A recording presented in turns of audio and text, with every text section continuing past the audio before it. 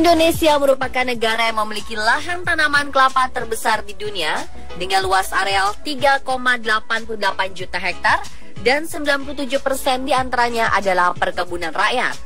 Dengan lahan seluas itu, di tahun 2005 Indonesia mampu memproduksi kelapa sebanyak 3,2 juta ton. Berasal dari pesisir Samudra Hindia, kelapa secara alami tumbuh di pantai atau daerah tropika dan ketinggian pohonnya mencapai 30 meter. Sebenarnya tumbuhan ini dapat tumbuh hingga ketinggian 1000 meter dari permukaan laut. Namun seiring dengan meningkatnya ketinggian, pohon kelapa akan mengalami perlambatan pertumbuhan. Dan tahukah Anda, ternyata hampir semua bagian kelapa berguna dalam kehidupan manusia. Berikut, kami rangkum fakta ajaib kelapa versi on the spot.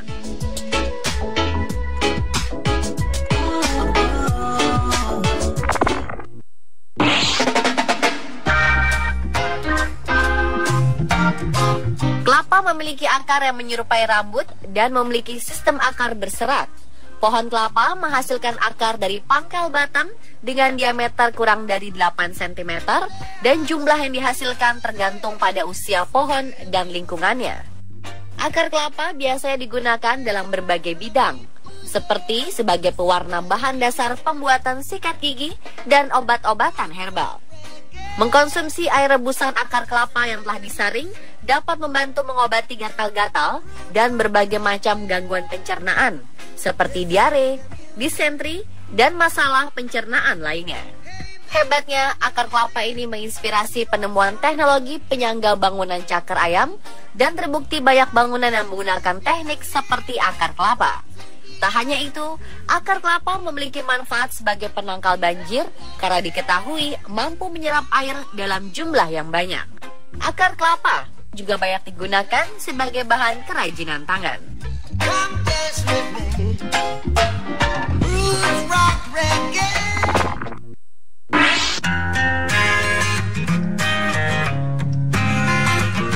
Batang pohon kelapa memiliki butiran yang berserat. Tingginya pun mencapai 25 meter dengan diameter sekitar 30 cm. Batang kelapa bisa dimanfaatkan sebagai bahan bangunan rumah seperti pilar, jendela, kusen pintu, dinding, langit-langit, serta peralatan rumah tangga. Selain itu, batang kelapa juga dapat diekstrak untuk pembuatan bubur kertas.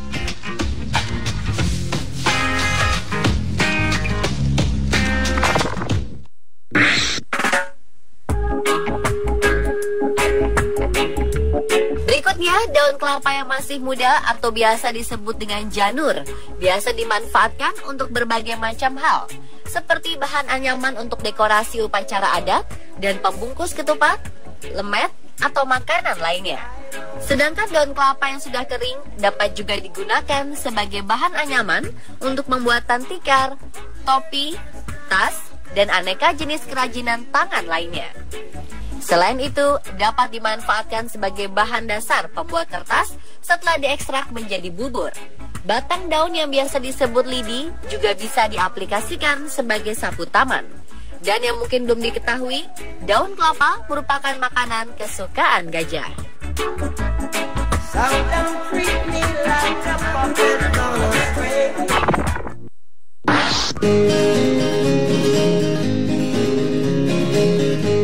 Meskipun merupakan salah satu jenis limbah, namun siapa sangka sabut kelapa ternyata memiliki banyak manfaat.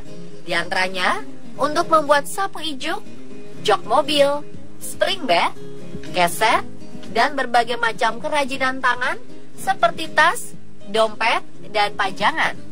Dalam bidang pertanian, sabut kelapa juga dapat diolah dan dimanfaatkan menjadi pupuk organik. Pupuk organik yang dibuat menggunakan sabut kelapa mampu menyimpan air 60% lebih banyak dibandingkan pupuk biasa. Manfaat lainnya bagi pengusaha ikan yang ikan ternaknya ditempatkan pada kolam semen, sabut kelapa dapat menetralisir kandungan air yang ada pada kolam baru selesai dibuat, serta menghilangkan bau semen dari kolam tersebut. Jadi bisa meminimalisir ikan yang mati karena campuran air dan bau semen yang baru ya.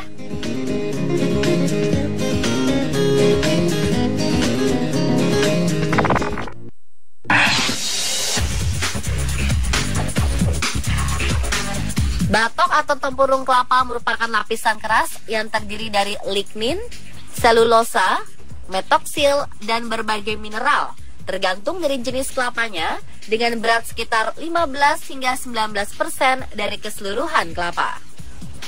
Strukturnya yang keras disebabkan oleh silikat yang cukup tinggi kadarnya pada batok. Batok kelapa dapat dibakar langsung sebagai kayu bakar atau diolah menjadi arang. Selain itu, bisa juga diolah menjadi berbagai barang kerajinan tangan seperti gayung air, sendok sayur, centong nasi, hiasan, kancing baju, dan masih banyak lagi.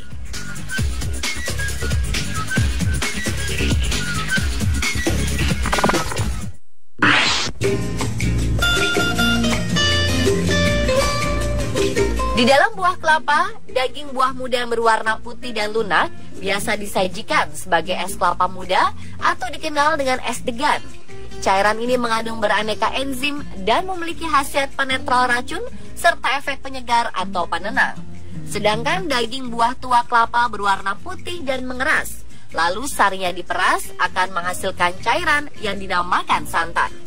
Ya, santan yang gurih dan nikmat dihasilkan dari kelapa yang sudah tua. Selain itu, santan yang baik memiliki kepekatan dan rasa manis sederhana serta tidak berbau. Santan kelapa termasuk bahan pangan yang memiliki kadar air protein dan lemak yang cukup tinggi sehingga mudah rusak karena ditumbuhi oleh mikroba pembusuk.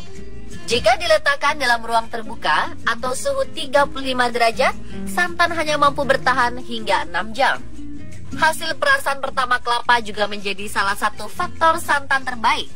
Jangan gunakan perasan yang sudah hampir bening, sebab kandungan dalam santan serta warna putih susunya sudah hilang.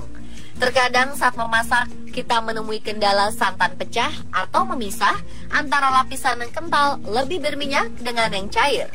Hal ini terjadi jika santan dipanaskan pada suhu tinggi dan tidak diaduk-aduk, sehingga terjadi pemisahan dengan bagian yang berair.